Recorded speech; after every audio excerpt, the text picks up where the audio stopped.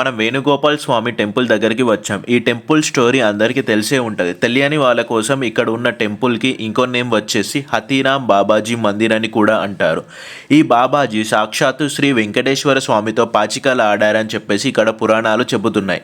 హతీరామ్ బాబాజీ అసలు పేరు వచ్చేసి ఆసారాం బలోజిత్.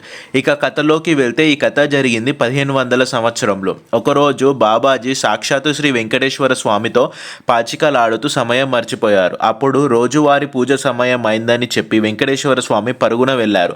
అప్పుడు అక్కడ స్వామివారి ఆభరణం పడిపోయింది. అక్కడ ఉన్న పూజారులు గుడి తలుపులు ఓపెన్ చేసి చూస్తే అక్కడ ఆభరణాలు కనిపించడం లేదు. బాబాజీ ఆ ఆభరణాన్ని తీసుకొని వెళ్ళి ఇచ్చాడు. అక్కడ ఉన్న వాళ్ళు బాబాజీయే దొంగ అని చెప్పని అతన్ని ఇంట్లో బంధించారు. ఈ విషయం రాజుకి చెప్పారు. రాజు వచ్చి ఏమిటి జరిగిన సంగతి అంటే బాబాజీ తన జరిగిన విషయం అంతా రాజుగారికి చెప్పారు. రాజుగారు ఈ విషయాన్ని నమ్మకుండా అతని ఇంట్లో మొత్తము చెరుకుతో నింపేసి మరుసటి రోజు ఉదయం నేను వచ్చేసరికి ఒక్క చెరుకు కూడా ఉండద్దు, ఉంటే నీకు మరణమే అని ఆదేశించారు. బాబాజీ స్వామిని ప్రార్థిస్తూ అలాగే నిద్రపోయారు. ఆ వెంకటేశ్వర స్వామి సాక్షాత్తు ఏనుగు రూపంలో వచ్చి ఆ చెరుకు గడ్డల్ని తినేసి వెళ్ళిపోయారు. మరలా నెక్స్ట్ డే వచ్చేసి రాజు భటులందరూ డోర్ ఓపెన్ చేసి చూస్తే ఒక్క చెరుకు గడ్డ కూడా లేదు. అప్పుడు అర్థమైంది ఆ సాక్షాత్తు వెంకటేశ్వర స్వామి వచ్చి అతనికి సహాయం చేశారని చెప్పేసి. అక్కడ ఏనుగు వచ్చి తిన్నది కాబట్టి హాతీ. ఈ బాబాజీ ఎప్పుడు రామ్ రామ్ అని అంటూ ఉంటారు కాబట్టి హాతీరామ్ బాబాజీ అని చెప్పేసి అలా అతనికి పేరు వచ్చింది. అతడు జీవ సమాధి తీసుకున్నాడు. ఆ జీవ సమాధి ఆ టెంపుల్ బయటనే మనకి కనిపిస్తుంది.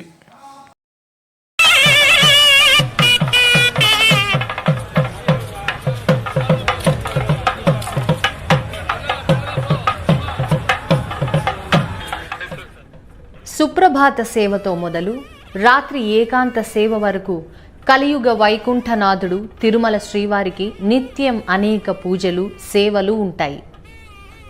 మరి పూజల నిర్వహణకు జలం అవసరం ఉంటుంది కదా. మరి తిరుమల శ్రీవారికి నిర్వహించే నిత్య కైంకర్యాలకు అవసరమయ్యే పవిత్ర జలాలకు ఓ ప్రత్యేకత ఉంది. 9వ శతాబ్దంలో స్వామివారికి తిరుమల నంబి అనే పరమ భక్తుడు ఉండేవారు. ఆయన ప్రతిరోజు ఉదయం స్వామివారి కైంకర్యాలకు అవసరమయ్యే స్వచ్ఛమైన గంగను తీసుకువచ్చేందుకు అంజనాద్రికి వెళ్ళేవారు. అక్కడి తీర్థాల్లో ఒకటైన పాపనాశనం నుంచి రోజు జలాన్ని పూజ కోసం తిరుమలకు తీసుకువచ్చేవారు. ఇలా నిత్యం స్వామివారి సేవలో పునీతుడవుతున్న తిరుమల నంబికి వయస్సు మీద పడింది. కానీ ఏమాత్రం లెక్క పెట్టకుండా తన సేవలోనే ఉంటున్న తిరుమల నంబి కష్టాన్ని శ్రీనివాసుడు చూసి తట్టుకోలేకపోయారట. ఓ రోజు కైంకర్యాల కోసం తిరుమల నంబి జలం తీసుకువస్తున్న సమయంలో ఓ బోయవాడి రూపంలో స్వామి ఎదురుపడ్డారు. ఓ అర్చక, మీ వద్ద ఉన్న నీటితో నా దాహం తీర్చాలని కోరాడు. ఇందుకు తిరుమల నంబి ఈ జలం పాపనాశనం తీర్థం నుంచి శ్రీ వెంకటేశ్వర స్వామి వారి నిత్య కైంకర్యాలకు ఉపయోగించేందుకు తీసుకువెళ్తున్నానని సెలవిచ్చారట. దీంతో ఆ బోయవాడు తిరుమల నంబి నెత్తిపై ఉన్న కుండకు విల్లుతో రంధ్రం చేసి నీరును సేవించాడు. రాను రాను కుండ బరువు పలుచబడ్డంతో తిరుమల నంబికి అనుమానం కలిగి వెనుతిరిగి చూశారు. కుండలోని చివరి బొట్టు నీరు బోయవాడు త్రాగడం చూసి స్వామివారి కైంకర్యాలకు ఉపయోగించే నీరును ఇలా నీవు దాహం తీర్చుకోవడం భావ్యంగా ఉందా అని కంటతడి పెట్టారట. తిరుమల నంబి భక్తికి మెచ్చిన శ్రీవారు కైంకర్యాలకు నీరు తీసుకువెళ్లేందుకు పవిత్ర జలం ఇక్కడకు సమీపంలోనే ఉందని వెంట పెట్టుకొని 2 అడుగుల్లో ఓ కొండ దగ్గరకు తీసుకువెళ్లారు. అటు తరువాత బోయవాడు తన చేతిలో ఉన్న విల్లును కొండకు ఎక్కుబెట్టారు. దీంతో ఆ కొండ భాగంలో నుంచి పవిత్ర జలం ధారలా కారటం చూసి తిరుమల నంబి ఆశ్చర్యానికి గురయ్యారు. వెంటనే తేరుకొని, బోయవాడ, నీరు లభించింది గాని జలమును తీసుకువెళ్లేందుకు కుండ లేదని చెప్పడంతో స్వామివారు వెంటనే ఓ బంగారు బిందెను ప్రసాదించారట. స్వామివారే నేరుగా తన కష్టాన్ని తీర్చేందుకు వచ్చారని తెలుసుకున్న తిరుమల నంబి అమితంగా సంతోషపడ్డారట. ఎక్కడి నుంచి నీరు వస్తున్నాయో తెలియదు కాబట్టి ఆకాశగంగగా నాటి నుంచి పేరు వచ్చింది. ఆ రోజు నుంచి నేటి వరకు ఆకాశగంగ తీర్థం నుంచే పవిత్ర జలంను స్వామివారి కైంకర్యాలకు వినియోగిస్తున్నారు. ఇప్పుడు మనం జపాలి తీర్థంకి అయితే చేరుకున్నాం. జపాలి తీర్థం తిరుమల తిరుపతిలో తప్పకుండా చూడవలసిన ప్రదేశం. ఈ తీర్థం వచ్చేసి సుమారుగా 5 కిలోమీటర్ల దూరంలోనైతే ఉంటుంది. ఇది మనకు పాప వినాశనానికి వెళ్ళే దారిలోనైతే కనిపిస్తుంది. మనం టెంపుల్కి మెయిన్ రోడ్ నుంచి దగ్గర ఒక 1/2 కిలోమీటర్ లోపలుగా వెళ్ళాలి. ఈ వెళ్ళే దారిలో అసలు ఈ టెంపుల్ చరిత్ర ఏంటిదనేది తెలుసుకుందాం. ఇక్కడ ఆంజనేయ స్వామి పుట్టాడని చెప్పేసి అందరూ అంటారు. మరి ఆంజనేయ స్వామి హంపిలో కూడా పుట్టారు, ఇక్కడ కూడా పుట్టారని చెప్పేసి చాలా వాదనలు అయితే జరుగుతున్నాయి. దీనికి మన టీటీడీ వారైతే ప్రత్యేకంగా ఆధారాలను అయితే తీసుకొచ్చారు. అందులో మొదటి ఆధారం ఏమిటంటే కలియుగంలో వెంకటాచలం అని ఈ ప్లేస్ని పిలుస్తారు.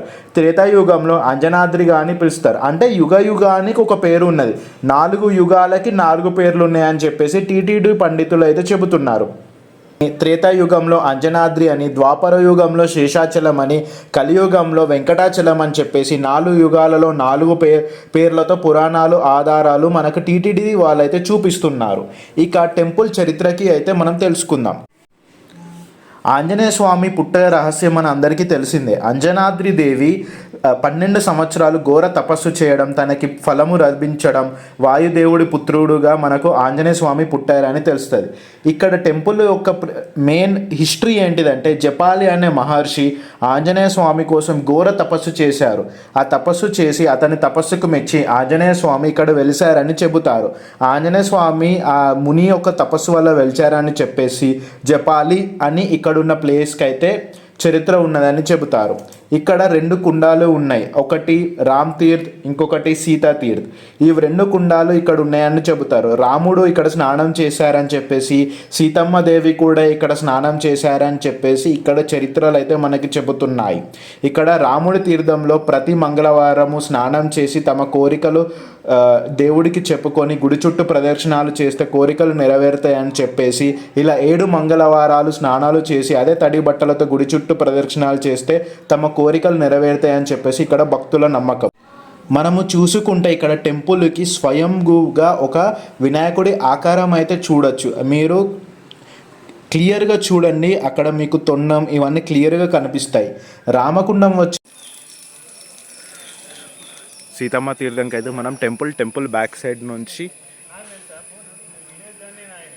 ఇలా రావాలి.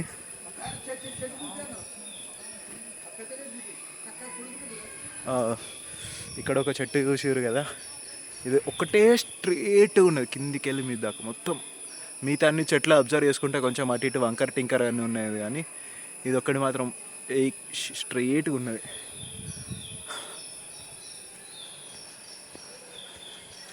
సో సీతమ్మ తీర్థమట ముందట ఉన్నది.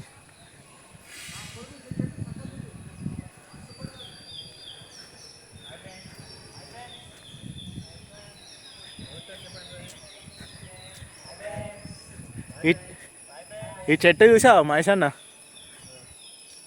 ఒక్కటి స్ట్రైట్గా ఉన్నది. అవి మిగతా అటు ఇటు వంకర టింకర్గా ఉన్నాయి, కానీ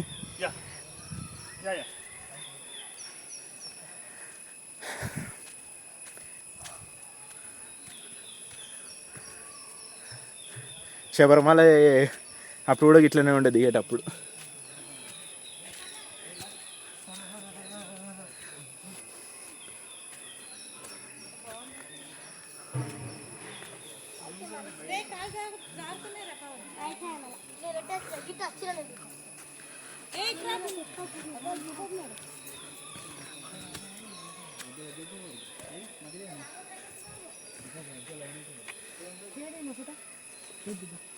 సో మనకు కనిపిస్తున్నది ఇదే సీతమ్మ తీర్థం.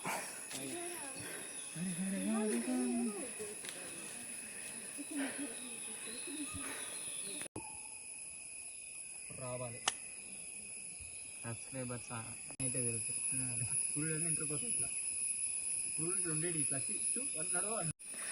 సో సీతమ్మ తీర్థం అన్నయ్య, అలాగనే కొన్ని వాటర్ తీసుకొని మా సబ్స్క్రైబర్స్కి కూడా థ్యాంక్ యూ. మీకు ఇక్కడ టెంపుల్ పక్కన ఒక ఇల్లు కనిపిస్తుంది కదా, ఆ ఇంట్లో ఎవరు ఉంటారంటే ఇక్కడ పూజారి వాళ్ళు ఉంటారు. వాళ్ళు ఎన్నో తరాలుగా ఇక్కడనే నివసిస్తున్నారు. ఆ ఆంజనేయ స్వామికి సేవ చేసుకుంటూ తమరు తరతరాలుగా ఆంజనేయ స్వామికి సేవ చేస్తూ ఇక్కడనే ఉంటారు.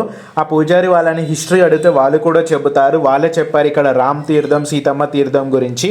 రామ తీర్థం ఎంతో పుణ్యం చేసుకుంటే కానీ మనము ఇక్కడికి రావడము, సీతమ్మ తీర్థం వెళ్ళి మేము అక్కడ వాటర్ చల్లుకొని మేమైతే రిటర్న్ వచ్చేసాము. ఇప్పుడు టెంపుల్ మీరు చూస్తున్నారు కదా, ఇదే ముందుది. ఆ టెంపుల్ ఎగ్జాక్ట్ ముందట ఉన్న తీర్థమే రామ్ తీర్థం. అక్కడనే శ్రీరామచంద్రుడు స్నానం చేశారని చెప్పేసి ఇక్కడ మనకి పురాణాలు చెబుతున్నాయి. మీరు చూసేదే రామతీర్థం. ఇది అయిపోయిన తర్వాత మేమైతే రిటర్న్ స్టార్ట్ అయిపోయాము.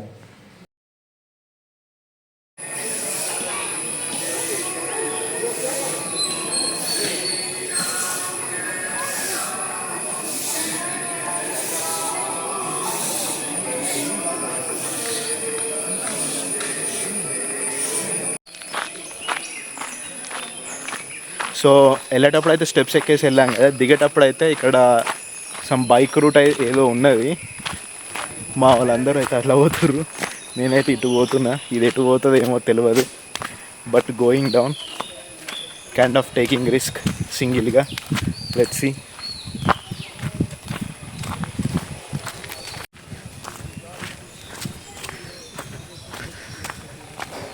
రూట్ మాత్రం అల్టిమేట్ ఉన్నది.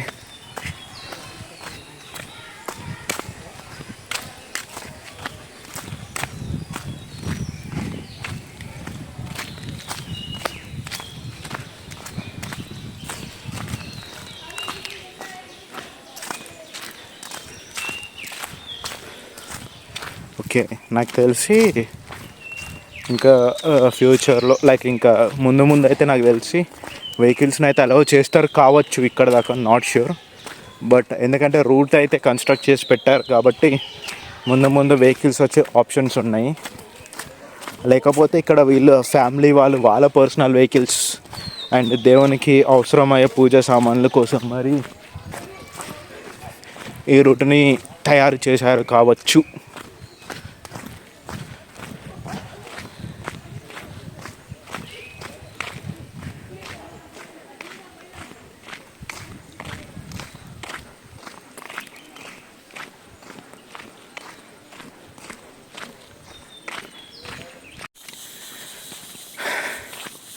అటైతే డ్యామ్ అటు సైడ్ గేట్స్ ఉన్నాయి. సో నేను డ్యామ్ గేట్కి ఇటు సైడ్ ఉన్నా. ఎప్పుడన్నా నాకు తెలిసి వాటర్ వస్తే ఇప్పుడు మనం వచ్చిన రూట్లోకి వెళ్ళి వస్తాయి. అండ్ అక్కడ and there is a slight diversion this side. ఇక్కడ ఏమంటారు, ఫర్ 2 వీలర్స్ రావడానికి ఆర్ 4 వీలర్స్ రావడానికి కన్వీనియంట్గా ఇటునైతే ఒక గుట్టను తవ్వి పెట్టారు. Man versus wild, single explorer, solo explorer, kind of taking risk.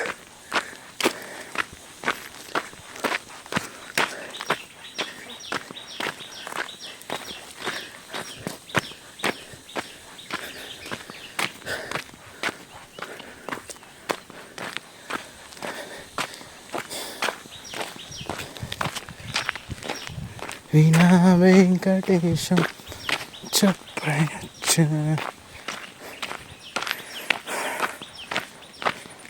Wow. So water ఏమున్నా డ్యామ్ గేట్స్ మీకు కనిపిస్తున్నాయి. డ్యామ్ గేట్, చిన్న గేట్ ఒకటి కింద ఉన్నది. సో వర్షం పడితే వాటర్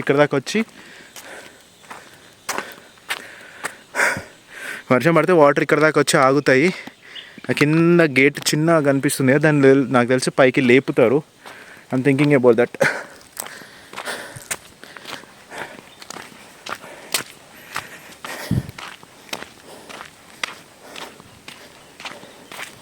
క్రేజీ ఉంది రూట్. ఇక వెహికల్స్ అన్నీ అలౌ చేస్తే మాత్రము కథమే, ఇక విభత్సమైన ట్రాఫిక్ అవుతుంది ఇటు. మంచి పని అలౌ చేయకపోవడమే. షార్ట్కట్ రూట్ అని వచ్చినా కానీ అక్కడ అటు సైడ్ వెళ్తే స్టెప్స్ ఉన్నాయి, ఇటు సైడ్ మాత్రము గుట్ట ఎక్కడం ఉన్నది. వెహికల్ సౌండ్స్ అయితే వినిపిస్తున్నాయి. సో మనం వచ్చిన రూట్ అయితే కరెక్టే. So no worry in that. కానీ అంటే వచ్చిన రూట్ కాకుండా వేరే రూట్లోకి వెళ్ళి రావాలనుకుంటే we can explore like this is good route. కానీ మీ రిస్కే, జంగల్లోకి వెళ్ళిపోవడం, ఎక్కడికి వెళ్ళి ఏ జంతువు వస్తుందో తెలియదు. So it's kind of your risk. ఈ వీడియోకి ఇంతే గాయస్. మీకు గనక ఈ వీడియో నచ్చినట్టయితే please do like, share and subscribe to my YouTube channel. ఈ వీడియో ఎలా నచ్చిందో కింద కమెంట్ చేసి కూడా పెట్టండి. అలాగే సబ్స్క్రైబ్ పక్కన ఉన్న బెల్ ఐకాన్ కూడా కొట్టండి. నా అన్ని వీడియోస్ మీకైతే నోటిఫికేషన్ వస్తాయి. Thank you guys, thank you so much.